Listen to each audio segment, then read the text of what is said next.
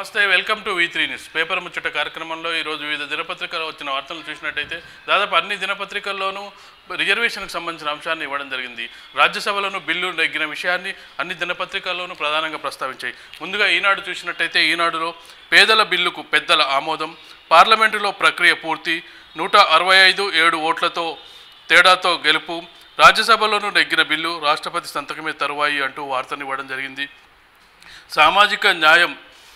సామాజిక న్యాయానికి విజయం, రాజ్యాంగ సవరణ బిల్లు 124/2019ని రాజ్యసభ ఆమోదించడం ఆనందదాయకం. బిల్లుకు ఇంత విస్తృత మద్దతు లభించడం చూస్తుంటే సంతోషంగా ఉంది. సభలో బిల్లుపై ఉత్సాహభరితంగా చర్చ జరిగింది.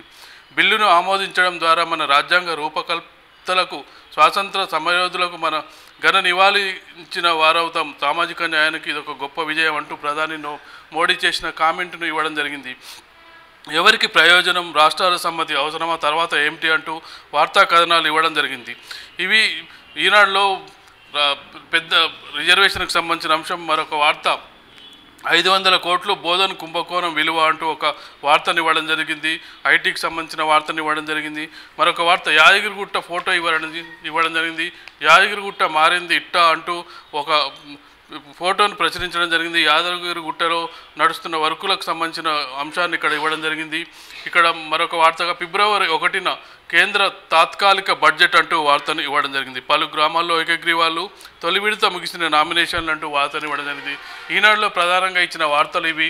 మరో పత్రికను తీసుకున్నట్టయితే సాక్షి రాజ్యసభలో ఆమోదం పొందిన బిల్లుకు సంబంధించిన అంశాన్ని ఇవ్వడం జరిగింది. పేదల కోటాలు పెద్దల ఆమోదం, 124వ రాజ్యాంగ సవరణ బిల్లుకు రాజ్యసభలోనూ ఆమోదం, అగ్రవర్ణ పేదల రిజర్వేషన్ బిల్లుకు అనుకూలంగా 165, వ్యతిరేకంగా 7 ఓట్లు. ఎగువ సభలోనూ బిల్లుపై తొలుత అభ్యంతరాలు లేవనెత్తిన విపక్షాలు సెలెక్ట్ కమిటీకి పంపాలని పట్టుపట్టడంతో సభలో కాసేపు గందరగోళం. బిల్లుకు అనుకూలమే కానీ ప్రవేశపెట్టిన విధానంపై అభ్యంతరమని వెల్లడి. ప్రభుత్వానికి వ్యతిరేకంగా కాంగ్రెస్, డిఎంకే, ఆర్జేడీ ఎంపీల నినాదాలు. అంతిమంగా బిల్లుకు మద్దతు పలికిన విపక్ష సభ్యులు రాష్ట్రపతి సంతకంతో బిల్లుకు లభించనున్న చట్టరూపం అంటూ వార్తను ఇవ్వడం జరిగింది. సాక్షిలో దీనికి సంబంధించిన మొదటి వార్తగా ఇవ్వడం జరిగింది. మరోవైపు జగన్కు సంబంధించిన వార్తను హైలైట్ చేయడం జరిగింది. ఆకాశం అంతా అభిమానం అంటూ, అధర్మంపై యుద్ధం ఇది అంటూ ఆఖరి ఘట్టానికి వచ్చిన జగన్ పాదయాత్రకు సంబంధించిన విషయాన్ని ఇక్కడ హైలైట్ చేయడం జరిగింది. మరొక వార్తగా ఇంజనీరింగ్ 2.0 భారీ సంస్కరణలకు ఏఐసిటిఈ శ్రీకారం అంటూ ఒక ఇంజనీరింగ్ సంబంధించిన వార్తను ఇవ్వడం జరిగింది.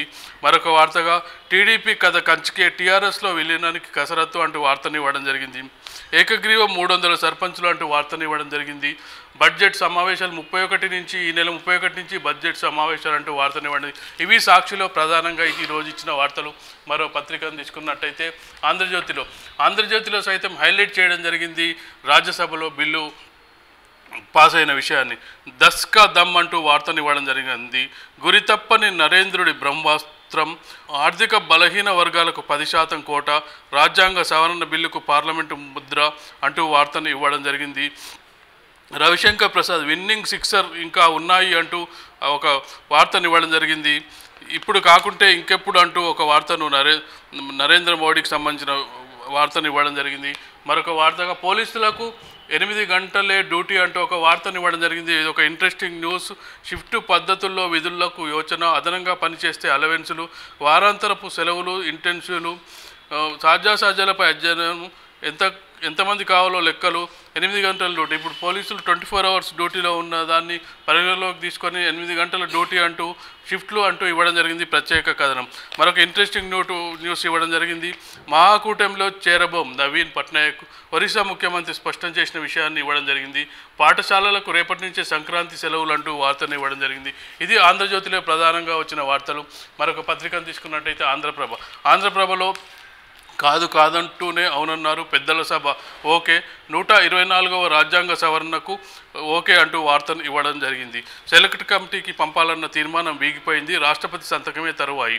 165 ఓటింగ్లో పాల్గొన్నవారు ఓకే చెప్పగా 7 వ్యతిరేకించారు. సమన్యాయం కోసం 10% కోటా తెచ్చాం, మాపై అబద్ధాలు ప్రచారం చేస్తున్న వారికి ఈ బిల్లే సమాధానం. ఈ బిల్లు వల్ల ఎవరికీ అన్యాయం జరగదు, ఆర్థికంగా వెనుకబడిన వర్గాలకే ఇది చేయూతగా నిలుస్తుంది. దీన్ని ఆమోదించినందుకు అభినందనలు అంటూ మోడీకి సంబంధించిన అంశాన్ని ఇవ్వడం జరిగింది. ఈబీసీ బిల్లు బెడిసి కొట్టేనా అంటూ మరొక వార్తను ఇవ్వడం జరిగింది. కోర్టులో ఏమన్నా ప్రాబ్లం ఉంటుందా అనే విషయాన్ని ఇవ్వడం జరిగింది. మరొక వార్తగా కేసీఆర్ వార్తను ఇవ్వడం జరిగింది. ఫాస్ట్ ట్రాక్లో పాలన అంటూ వార్తను ఇవ్వడం జరిగింది. స్పీకర్ ఎంపికలో తలమునకలంటూ పోచారం పద్మా దేవేందర్ రెడ్డిలతో మాట్లాడిన సీఎం కేసీఆర్ అంటూ వార్తను ఇవ్వడం జరిగింది.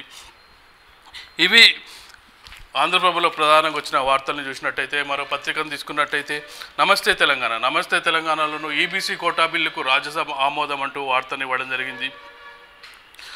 మరో వార్తగా ఇంపార్టెంట్ న్యూస్, మహాకూటమిలో చేరబోము, కాంగ్రెస్ బీజేపీతో సమదూరాన్ని కొనసాగిస్తాం, ఒడిశా సీఎం బీజేపీ అధినేత నవీన్ పట్నాయక్ స్పష్టీకరణ అంటూ వార్తను ఇవ్వడం జరిగింది.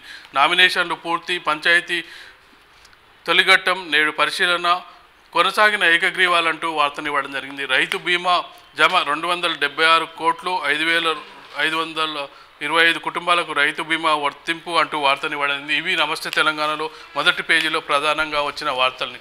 మరొక పత్రికను తీసుకున్నట్టయితే మన తెలంగాణలో ప్రధానంగా కొత్త అగ్రవర్ణ పేదల 10% కోటాకు పార్లమెంటు ఆమోదం, రాజ్యసభలోనూ నెగ్గిన బిల్లు అంటూ వార్తను ఇవ్వడం జరిగింది. చరిత్ర అంటూ ఒక హెడ్లైన్ పెట్టడం జరిగింది.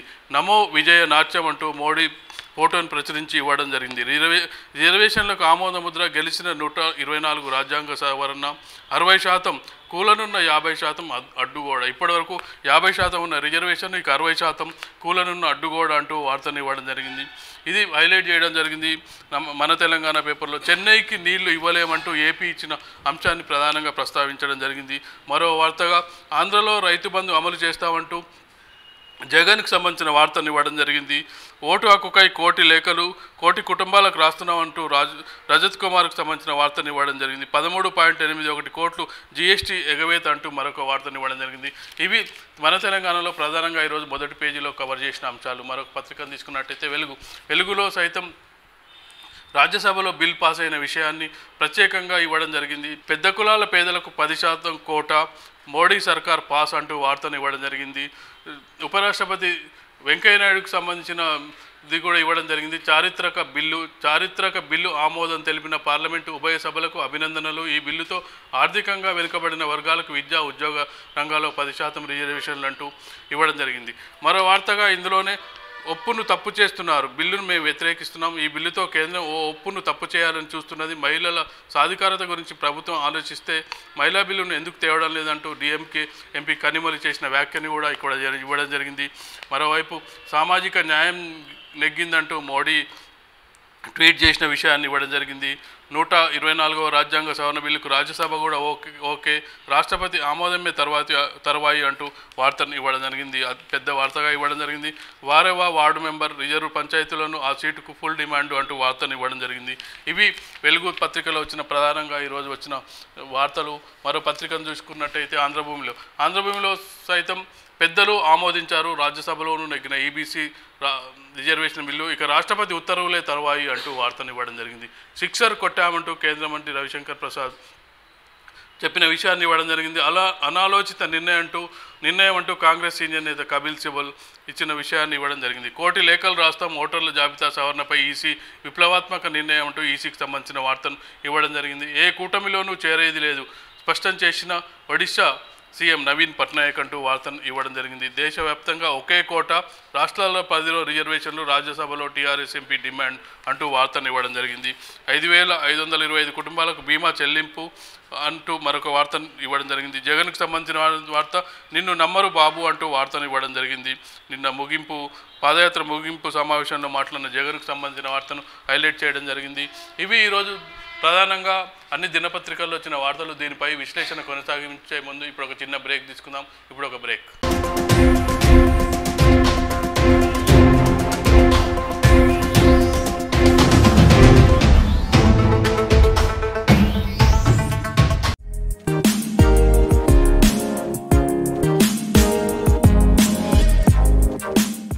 తెలంగాణ, ఆంధ్ర, రాయలసీమ, తమిళనాడు, కర్ణాటక, కేరళ ప్రాంతాలు వేరైనా రుచులు వేరైనా వేదిక ఒక్కటే, మన రుచులు.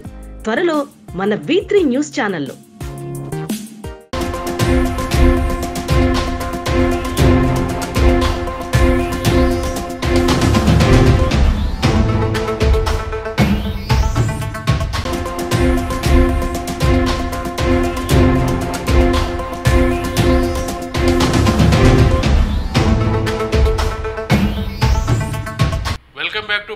ముచ్చట కార్యక్రమం. ఈరోజు దాదాపు అన్ని దినపత్రికల్లోనూ రాజ్యసభలో బిల్ పాస్ అయిన విషయాన్ని ప్రస్తావించాయి.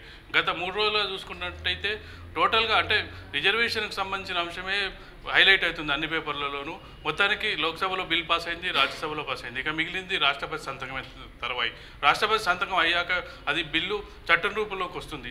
ఈ అంశాన్ని విశ్లేషించడానికి మనతో పాటు తెలంగాణ ఓసీ సంఘం అధ్యక్షుడు ఏనుగు సంతోష్ రెడ్డి గారు ఉన్నారు. సార్ నమస్తే. సార్ నమస్తే. ఈరోజు అంటే మనం ప్రధాన దినపత్రికల్లో చూసినట్టయితే ఒక 3-4 డేస్ నుంచి చూసినట్టయితే మొత్తం రిజర్వేషన్ అంశమే ప్రధానంగా అన్ని పేపర్లు ఛానళ్ళలో ప్రధానంగా ప్రస్తావిస్తున్నారు. ఓసీలకు 10% రిజర్వేషన్ అనేది అంటే మీరు మొదటగా ఒక ఓసీ సంఘం అధ్యక్షునిగా ఎలా రియాక్ట్ అవుతారు? మేము అంటే మొట్టమొదటగా దాదాపు ఇది ఊహించింది మేము జరుగుతుందని కూడా అనుకోలేము. ఎప్పుడు కూడా మేము మొట్టమొదటి సంతోషపడుతున్నాం, స్వాగతిస్తున్నాం కూడా. ఎందుకంటే అయితే రిజర్వేషన్ అనేది మాకు ఫలాలు దక్కుతాయో లేదా అనే ఒక అనుమానం కూడా ఉండే. నిజంగా ఇవాళ మోడీ గారికి మేము ప్రత్యేకంగా ధన్యవాదాలు, కృతజ్ఞతలు కూడా తెలియజేయాల్సిన అవసరం ఉంది, తెలియజేస్తున్నాం, సంతోషపడుతున్నాం. మొట్టమొదటిగా ఓసీ సంక్షేమ సంఘం ఒక రాష్ట్ర అధ్యక్షునిగా 5 సంవత్సరాల నుంచి మేము చేస్తున్న ఉద్యమానికి ఫలితం అనేది కూడా మేము చెప్పుకుంటున్నాం. అంటే ముఖ్యంగా ఏంటంటే ఇది ఎన్నికల జిమ్మికు ఎన్నికల కోసం తెచ్చిన రిజర్వేషన్ బిల్లు కోర్టులో నిలవది అనే వారి వాదన కూడా ఉంది. ఈ వాదనను మీరు ఎలా తీసుకుంటారు? సరే, అంటే రాజకీయంగా ఏ పార్టీ అయినా ఎన్నికల జిమ్మిక్కుల కోసమే ఇలాంటి తాయిలాలు ప్రకటిస్తారు.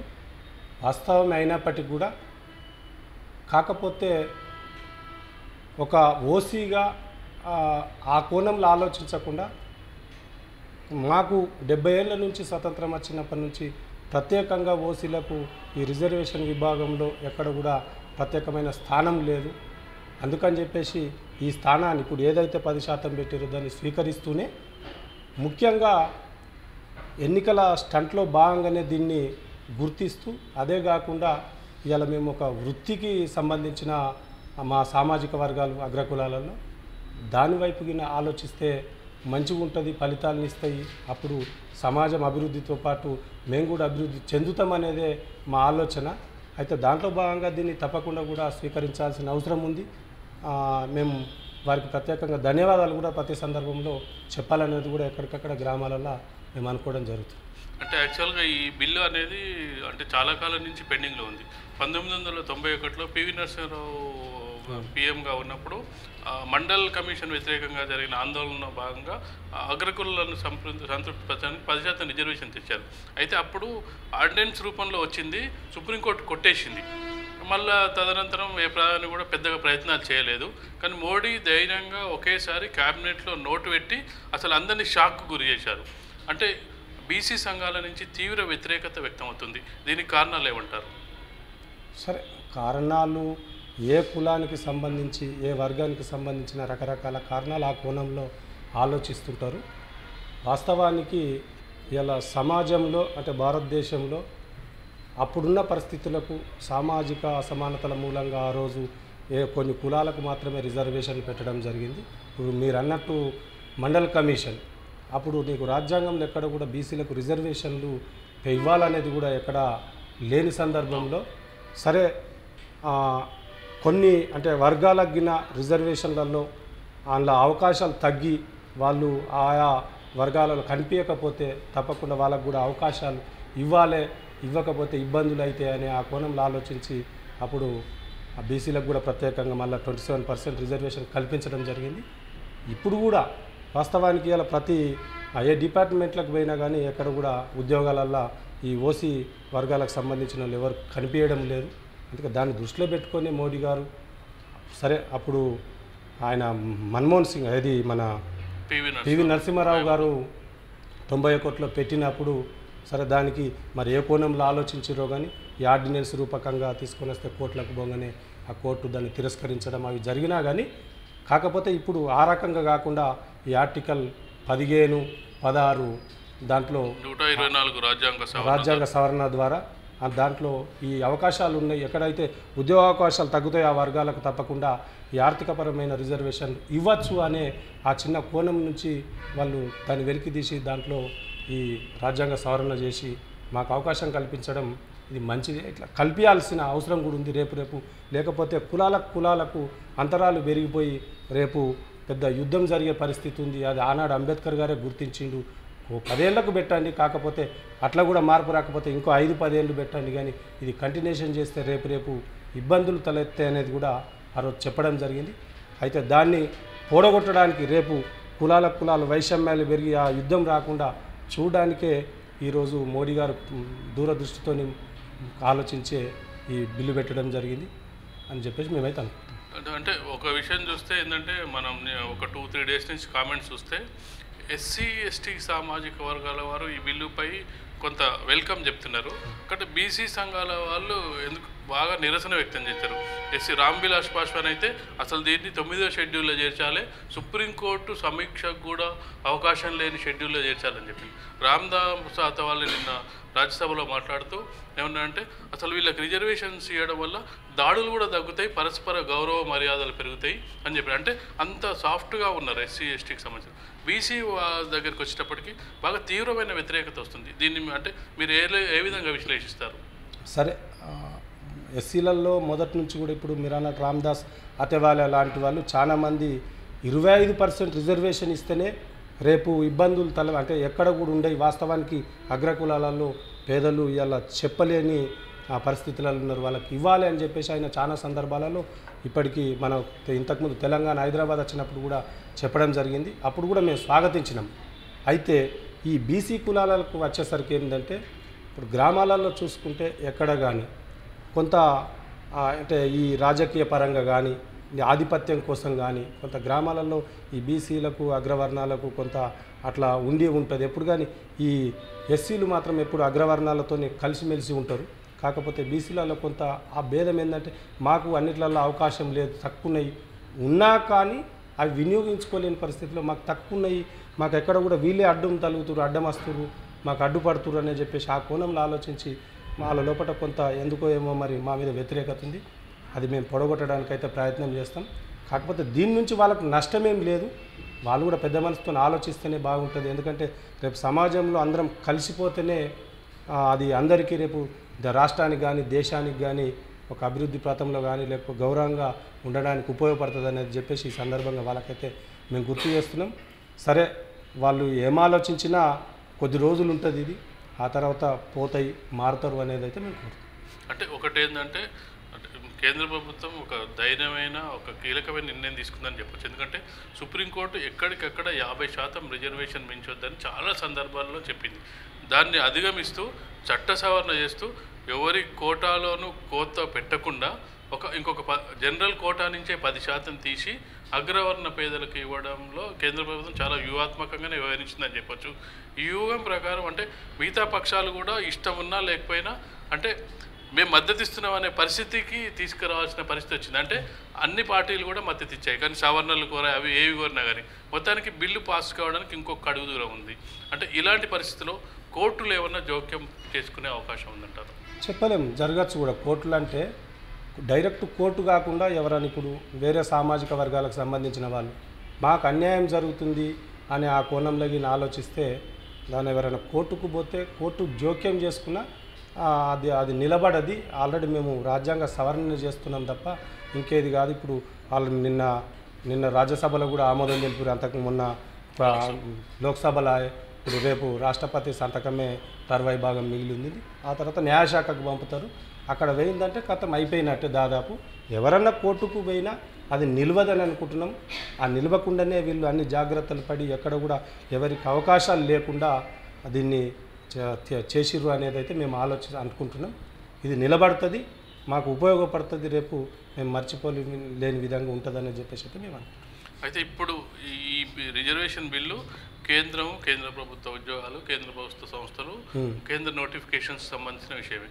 అంటే కేంద్రం చెప్పింది ఏంటంటే మీ రాష్ట్రాలది మీరే తెచ్చుకోండి అసెంబ్లీ బిల్ అని. అంటే ఇప్పుడు మనకు 50% ఉంది. తెలంగాణ పరిస్థితి చూస్తే ఓవైపు కేసీఆర్ 12% రిజర్వేషన్ ముస్లింలకు అంటుండు, గిరిజనులకు పెంచారు అంటుండు. ఈ పరిస్థితుల్లో ఇక్కడ పాస్ అయ్యే అవకాశం ఎంతవరకు ఉందంటారు? ఇప్పుడు సరే, మీరు అన్నట్టు జైట్లీ గారు క్లియర్గా చెప్పిండు, రాష్ట్రాల ఆమోదం లేకున్నా సరే అవసరమే లేదు అనేది చెప్పేసి క్లియర్గా చెప్తూ కూడా రాష్ట్ర ప్రభుత్వాలు కూడా మీరు కూడా నిర్ణయాలు తీసుకోవాలని చెప్పేసి కూడా స్పష్టంగా చెప్పడం జరిగింది. అయితే మేము ఏమంటున్నామంటే సరే ముస్లిమ్స్కు 12% ఇస్తామని గతంలో చెప్పడం జరిగింది, గిరిజనులకు కూడా ఇంకొక 10% రిజర్వేషన్ ఇస్తామని చెప్పేసి ఈ రాష్ట్రంలో ఉన్న అంటే అది నిలబడది ఇక్కడ చేసి ఏదో తీర్మానాలు చేసి కేంద్ర ప్రభుత్వానికి పంపితే అక్కడ వాళ్ళు పట్టించుకోలేరు అనేది కూడా వాళ్ళు చాలా సందర్భాల్లో మాట్లాడడం జరిగింది.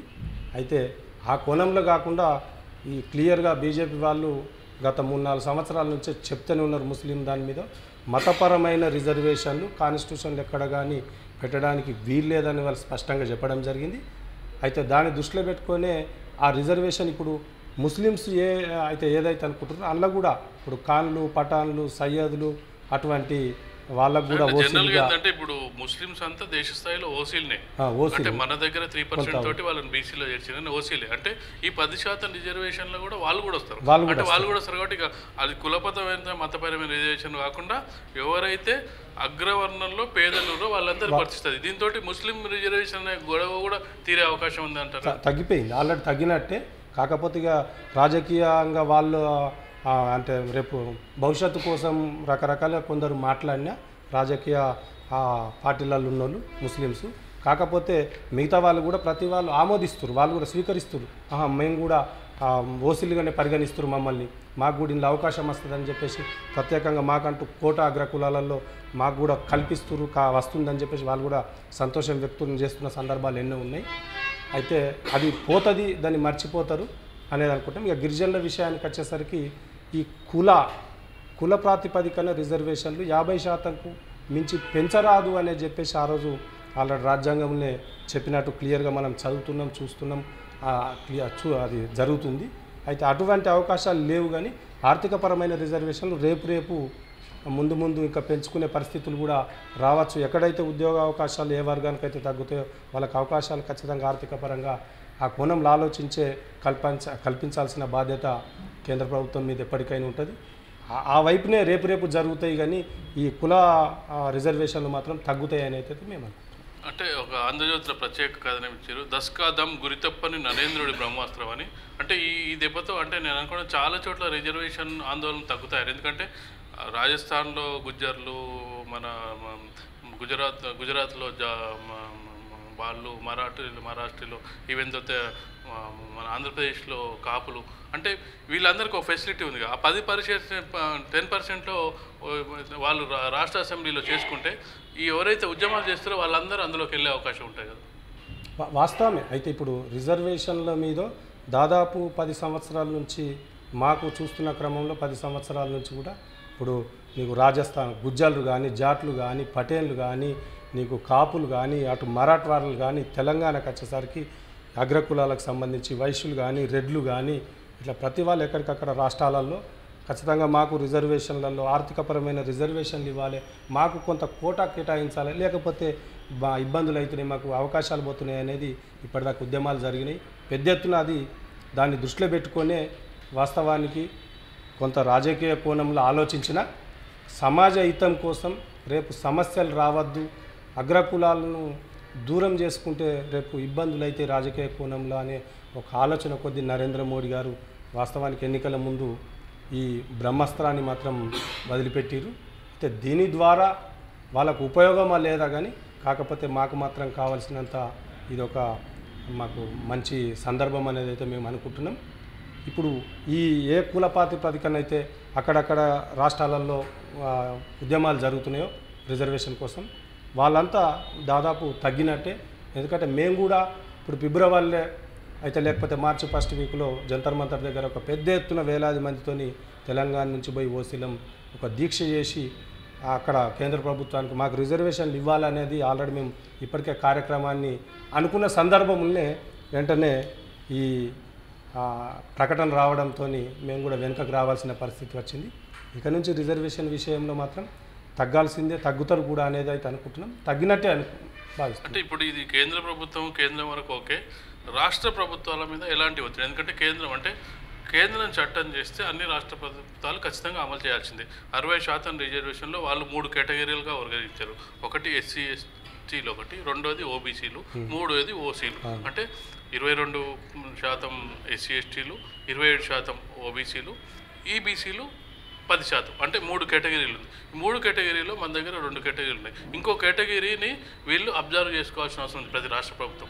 ఇది చేసుకోవడానికి మీరు తెలంగాణ ప్రభుత్వం మీద తీసుకొచ్చే ఒత్తిడి ఎలా ఉంటుంది? తప్పకుండా, ఎందుకంటే ఇవాళ కేంద్ర ప్రభుత్వం తీసుకున్న నిర్ణయానికి అనుగుణంగా తప్పకుండా ఈ రాష్ట్రంలో కూడా అగ్రకులాలకు 10% తప్పకుండా రిజర్వేషన్లు ఆ కోట కేటాయించాల్సిందే.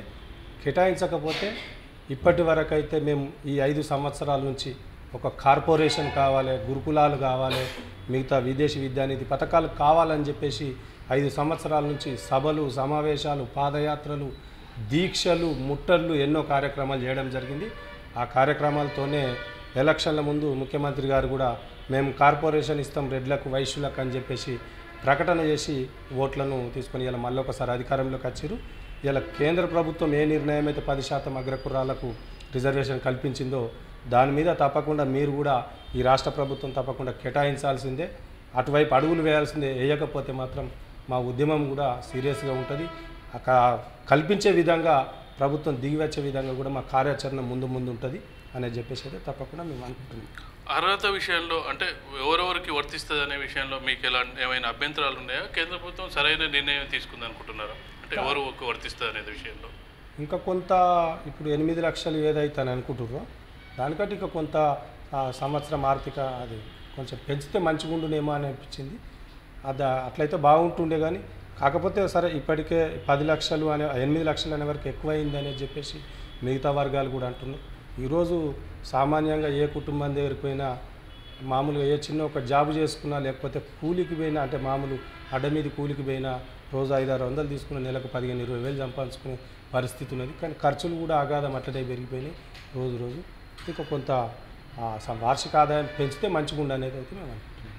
అంటే ఇంకేమన్నా అభ్యంతరాలు ఉన్నాయా మీకు? అంటే అభ్యంతరాలు అనేది ఏమి లేవు, కాకపోతే దీన్ని ఎక్కడ కూడా ఇబ్బందులు రాకుండా దీనికి ఏదైతే వాళ్ళు మాట ఇచ్చారో దాన్ని ఖచ్చితంగా దానికి మంచి చట్టం ఇంకెవరు నచ్చి ఇబ్బందులు పెట్టకుండా రేపు సుప్రీంకోర్టుకు పోయినా అక్కడ కూడా వాళ్ళకి ఎలాంటి అవకాశాలు రాకుండా చేస్తే రేపు వాళ్ళు కూడా ప్రజల మన్నలు, అగ్రకులాల మన్నలను పొందినట్టు అవుతారు.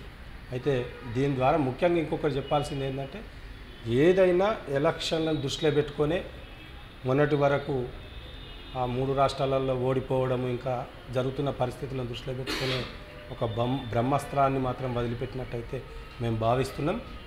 సరే ఏది ఏమైనప్పటికీ మాకు మాత్రం ఊహించింది అసలు జరుగుతుందా జరగదా మేము కలలో కూడా అనుకుంది మాత్రం ఈరోజు మోడీ గారు అగ్రకులాలకు ఇదొక మంచి అవకాశం కల్పించినందుకు ఆయనకు ప్రత్యేకంగా మరొకసారి. అంటే మోడీ మీద బాగా వ్యతిరేకత ఉన్నదాన్ని కొంత తగ్గించుకునే అవకాశాన్ని కల్పించుకునేమనిపిస్తుంది దీని ద్వారా. అదే అంటే ఈ 2-3 రోజుల నుంచి చూస్తుంటే అతని మీద విమర్శలు చేసే వాళ్ళ సంఖ్య తగ్గింది.